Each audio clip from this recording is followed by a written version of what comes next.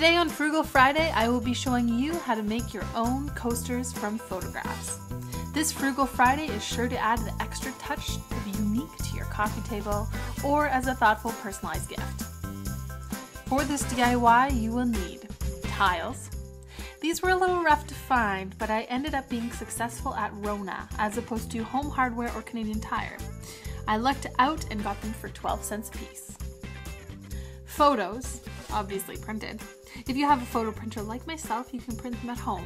Alternatively, you can take your phone or memory card to Walmart, London Drugs, or another place in your area to get your photos printed from the booth. You'll need some Mod Podge, and I bought the satin finish.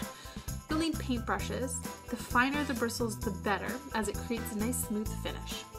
You'll need some felt. You can buy the pre-cut felt dots, but I had this extra felt lying around as well as my handy glue gun, so I decided to use this. Start off by cleaning your tile with rubbing alcohol. This will clean the surface and get rid of any oil from your hands by handling them. Take your printed photos and trim them to the appropriate size. My tiles were just over 4 inches by 4 inches, so on my computer, I took my images and pictures and formatted them as 4 by 4, so I knew where to cut them.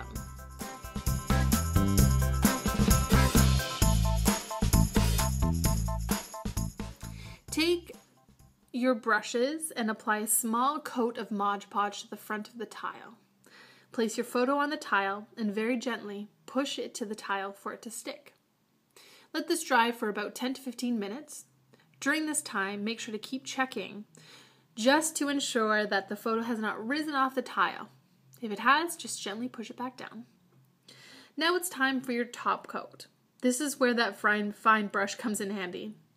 Take your brush and apply a large amount of Mod Podge to the photo and spread it over the photo. Keep adding Mod Podge so that the brush and the photo are well lubricated with the glue.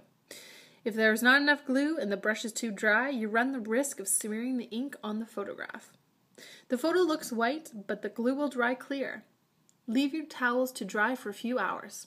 During this process, the glue may turn pink, and it did on mine.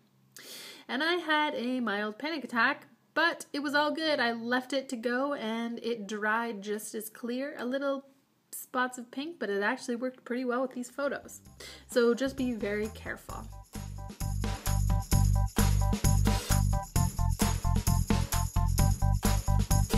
Now it's time for your felt. I had this felt laying around, like I said earlier, so I'm just going to be using this. The bottoms of these tiles are ceramics. They're not actually too nice on surfaces. They could scratch.